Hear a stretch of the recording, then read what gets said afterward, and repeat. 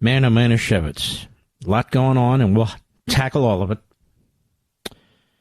First things first.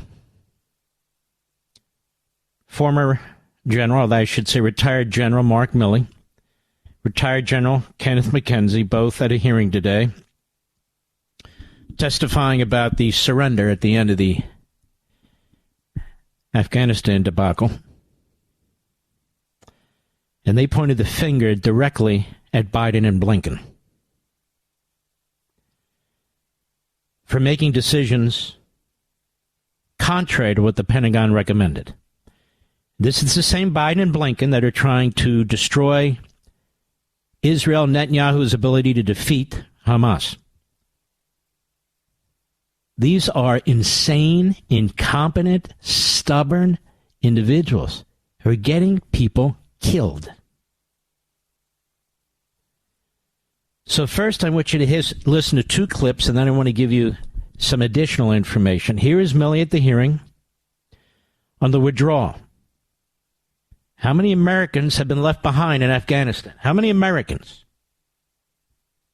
Biden's so concerned about Hamas and the Gazans. How many Americans were left behind in Afghanistan?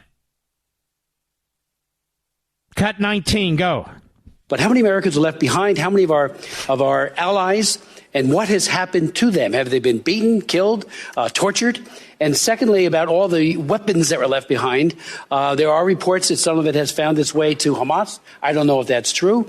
I know you did everything you could on the way out to destroy them, but many were intact and left in the hands of the Taliban. I can't speak to the phone call. I don't have any personal knowledge of that. Number of Americans. This was always an issue. The number of Americans, as General McKenzie said, an F-77 report is supposed to, every ambassador in every country of the world keeps an F-77 report, and they're supposed to track the Americans, where they're at, the phone numbers, address, et cetera, in the country. That was always a difficult number for us in the Department of Defense to get a hold of, and I think it's true at the tactical level and operational level as well. And I'll be candid. I don't know the exact number of Americans that were left behind because the starting number was never clear. Same is true of at-risk Afghans, SIVs, the commandos, other Afghans that serve with us. Those numbers varied so widely that they were quite inaccurate, as best I could tell at the time. I would just say I'm not sure, even today, about the accuracy of all those numbers. You know, this should turn your stomachs. Every single one of us. The Department of State is supposed to know through its ambassador, but other instrumentalities, how many Americans are in this place or that place. That's why we have passports. That's why we have airlines keeping information. That's why we have all kinds of ways of knowing at least a good number and their names. The level of incompetence of this administration and the level of ideologically driven policy decisions and the level of shoot from the hip Joe Biden decisions is disgusting, and it costs lives, American lives. How many Americans were there? We don't know. We don't even know what we don't know. Can't even get a decent number. And you know what they did to them. You know they brutalized them. The Islamists' debauchery, they believe, is ordered by Allah himself. I've heard imams say this on memory. The gruesomeness, the sadistic type of attacks. How many of our people were left behind? We don't know. Joe Biden never talks about it. Blinken never talks about it. All they ever talk about are the Gazan citizens. They don't talk about the Israeli citizens. They don't talk about the Israeli IDF. They don't talk about the American soldiers in Afghanistan, American soldiers who lost their lives. They don't talk about any of it. Ever. Ever. And you bastards at MSNBC and CNN and the New York Times and the Washington Post, all the rest of you, give them cover. Give them cover. Nobody holds this administration to account. Nobody. Nobody. Then there's General Kenneth McKenzie, former CENTCOM commander. What about the withdrawal, a.k.a. surrender in Afghanistan? What do you make of that, General? Cut 20, go. I'd like to talk a little bit now about Abbey Gate. It was a tragic event, one of many that have occurred over our 20-year engagement in Afghanistan. It remains my opinion that if there is culpability in this attack, it lies in policy decisions that created the environment of August 2021 in Kabul. Culpability and responsibility do not lie with the troops on the ground, who perform magnificently. It does not lie with the platoon, company, or battalion commanders or the flag officers who oversaw operations on the ground in Kabul. The simple fact is this. On the battlefield, even with good planning, tremendous execution by brave people on the ground, the enemy sometimes has success. To ignore this fact is to ignore the fundamental reality of the battlefield. If there's fault, it lies in a policy decision that placed the joint force in this situation and exposed the force over time to the possibility of these kinds of attacks. We did not rely on the Taliban for our security. We used them as one tool among many to beef up our defensive posture. We avoided a number of potential Abbey Gate attacks, and I'm proud of the commanders and troops who prevented them. This is small comfort to those who lost loved ones, and I realize this. Nonetheless, what's remarkable about Kabul is not that the tragedy of Abbey Gate happened, but that many other attacks did not happen. Okay, let me read to you from the New York Post. 2 former top military commanders told lawmakers today that President Biden ordered the chaotic and deadly U.S. withdrawal from Afghanistan in 2021, despite warnings that it would precipitate the collapse of the Western-backed government in Kabul, and then waited too long to initiate the evacuation mission. I want you to keep that in mind while they're threatening Netanyahu and demanding that he not destroy the Hamas battalions that are left, demanding a ceasefire, demanding, been summoned to the White House for a come-to-Jesus moment. And we now know what that means is either you come with bended knee, on bended knee, or we are going to slash the armaments that you get. And you must surrender Judea and Samaria to the Palestinian terrorists. Can you imagine the insanity? And it's not the first time.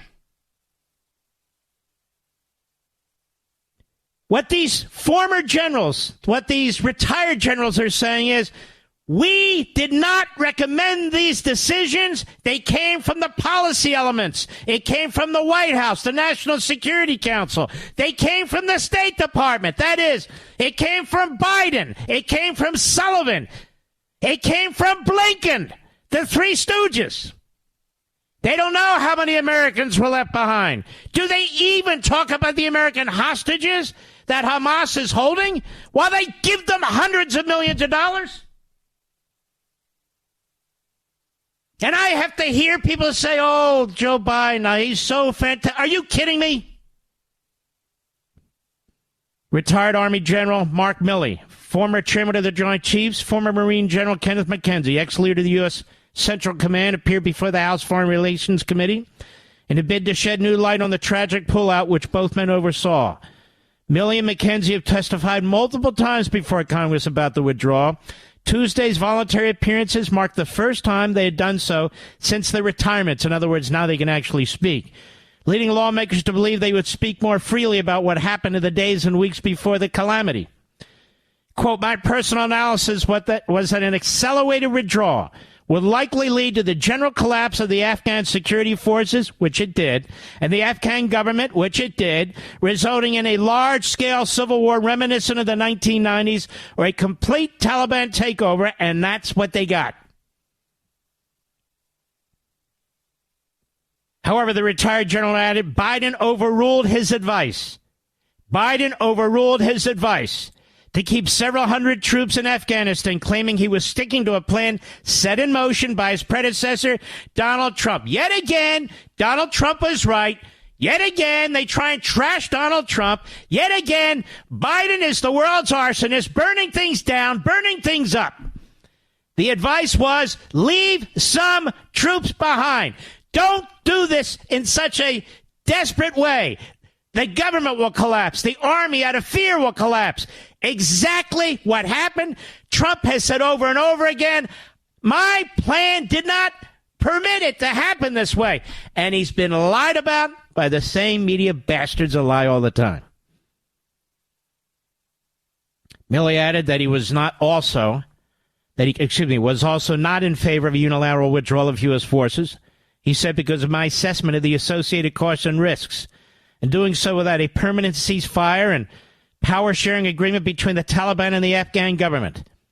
He said the fundamental tension facing the president, in fact, two presidents, was that no one could satisfactorily explain when or even if those conditions would ever be met. And if we stayed indefinitely in open war, would likely begin with the Taliban again with increased risk of additional casualties.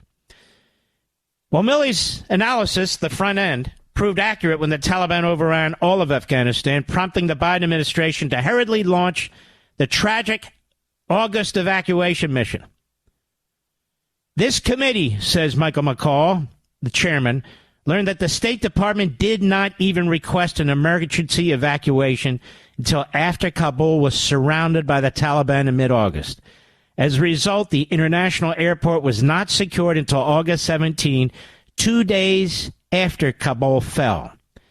As the saying goes, if you fail to plan, you plan to fail, and fail they did.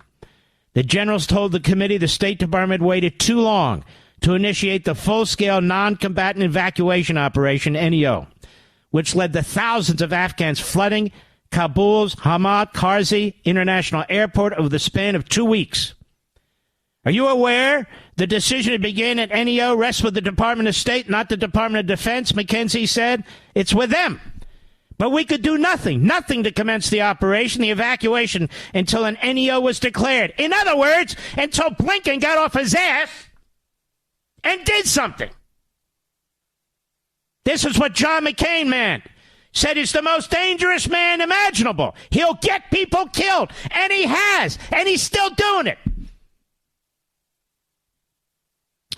McCall agreed with the general's assessment, noting disturbing findings that the State Department leadership, that would be Blinken, prohibited its employees from even uttering the word NEO, in other words, an emergency evacuation, until as late as August of 2021. Too little, too late. And there's God knows how many Americans there who are never going to get out, who've probably been slaughtered. The evacuation mission was marred by the deaths of 170 Afghans, 13 U.S.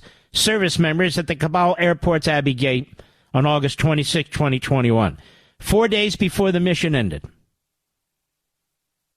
McKenzie said he would take the blame for the tragedy. I was the overall commander, and I alone bear full military responsibility for what happened. No. Biden and Blinken. Full responsibility. Sullivan. Since the end of the mission in Afghanistan, Republicans on the committee have pursued answers about how the U.S. military could end a 20-year war in such a haphazard and bloody manner, leaving behind scores, unknown numbers of Americans and Afghans who assisted Western forces over 2 decades. I'll be candid, Milley said. I don't know the exact number of Americans. You heard what he said. I'm not sure even today. Senator Chris Smith inquired about the fate of Afghans who threw in with the U.S. Milley answered, I think some were killed. I think some of the Afghans were tracked down that worked with us, and I think some of them were killed. I'm certain some of them in pretty brutal ways. Some managed to escape through various means. Others have just laid low and are keeping their heads down. Milley said it was a strategic failure. The enemy occupied Kabul. The overthrow of the government occurred, and the military we supported for 2 decades faded away. To date, no Biden officials have been fired or otherwise held accountable for decisions made related to Afghanistan, as Biden and his allies insist the withdrawal was the right course of action. Extraordinary success, quote-unquote, they said. And, of course, the Democrats on the committee, led by morons like Gregory Meeks, agreed. An extraordinary success. Now, you think about Israel now in the context of what happened here and what they're doing to Israel. Israel, whose back is against the wall. Netanyahu's well aware of this. They're all well aware of it.